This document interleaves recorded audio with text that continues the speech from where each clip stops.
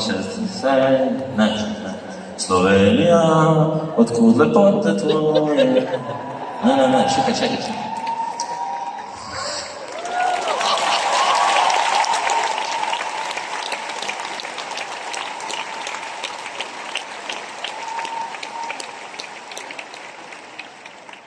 Znam ja sve vaše pisme.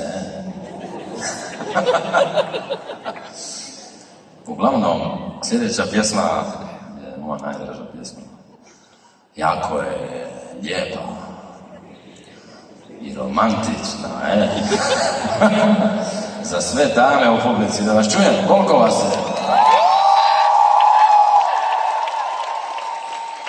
Ma dajte, ja sam čuo da su Slovenke glasnije puno od toga. Ajmo još jednom.